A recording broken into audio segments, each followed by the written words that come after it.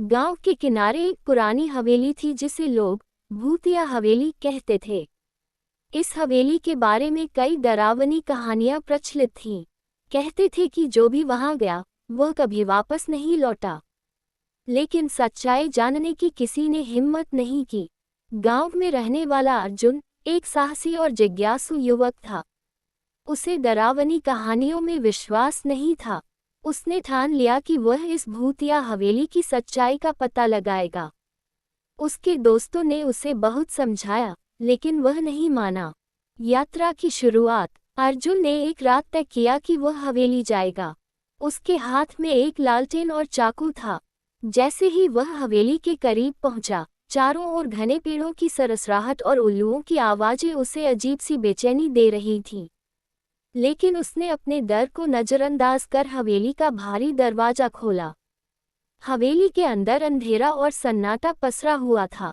हर कोने में मकड़ी के जाले और धूल की मोटी परतें थीं। अर्जुन ने सोचा, यहाँ तो कोई रहता ही नहीं। ये भूत वाली बातें झूठी होंगी। पहला संकेत, जैसे ही वह सीढ़ियों की तरफ बढ़ा, उसे अचानक एक धीमी सी हंसी सुनाई दी। वह रुक गया और ध्यान से सुनने लगा। हंसी फिर से आई, लेकिन इस बार थोड़ा तेज। अर्जुन ने लालटेन की रोशनी में इधर उधर देखा, लेकिन कुछ नहीं दिखा। उसे लगा कि यह उसका भ्रम होगा और वह आगे बढ़ा। पहली मंजिल पर एक बड़ा कमरा था। अर्जुन ने दरवाजा खोला तो वहां एक पुराना झूला हिल रहा था। झूले पर धूल जमी हुई थी, लेकिन वह खुद ब खुद हिल रहा था। अर्जुन ने झूले को रोकने की कोशिश की, लेकिन वह और तेजी से हिलने लगा। तभी एक तेज आवाज आई, यहाँ से चले जाओ, भूत से सामना। अर्जुन घबरा गया, लेकिन उसने हिम्मत नहीं हारी। उसने कमरे की तलाशी ली तो एक पुराना संदूक मिला।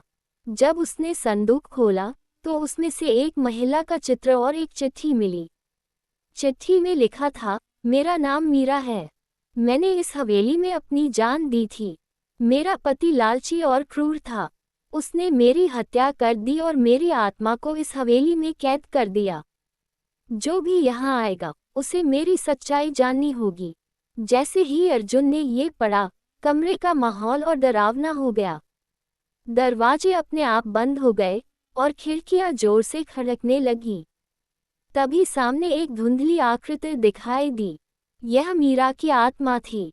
उसने अर्जुन से कहा, मैं तुम्हें नुकसान नहीं पहुंचाऊंगी। मुझे इस कैद से मुक्त करो। सच्चाई का खुलासा, मीरा ने अर्जुन को बताया कि उसका पति एक लालची जमींदार था। उसने हवेली के नीचे खजाना छिपा रखा था। जब मीरा ने खजाने का राज किसी और को बताने की कोशिश की, तो उसने मीरा को मार डाला। अब वह आत्मा बनकर बदला लेने का इंतजार कर रही थी। अर्जुन ने मीरा से वादा किया कि वह उसकी आत्मा को मुक्त करेगा। आत्मा ने उसे खजाने की जगह बताई। हवेली के तहखाने में एक गुप्त दरवाजा था। अर्जुन ने बहुत मेहनत से उसे खोला और वहां एक बड़ा संदूक मिला। लेकिन जैसे ही उसने संदूक छुआ, हवेली के हर कोने से डरावनी आवाजें आने लगीं। अंतिम संघर्ष, अर्जुन ने हिम्मत से काम लिया।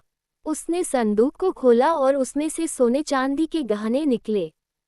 तभी मीरा की आत्मा ने कहा, अब इसे गांव वालों के भले के लिए उपयोग करो। इस खजाने को दान कर दो, तभी मेरी आत्मा मुक्त होगी। अर्जुन खजाने को लेकर गांव लौटा और सभी को पूरी सच्चाई बताई। गांव वालों ने मिलकर उस खजाने का उपयोग स्कूल, अस्पताल और सड़कों के निर्माण में किया। शिक्षा, मीरा की आत्मा आखिरकार मुक्त हो गई। उसने अर्जुन को आशीर्वाद दिया। इस घटना से अर्जुन और गांव वालों ने सीखा कि लालच और अत्याचार का अंजाम बुरा होता है। साथ ही दूसरों की मदद करना ही सबसे बड़ा धर्म है।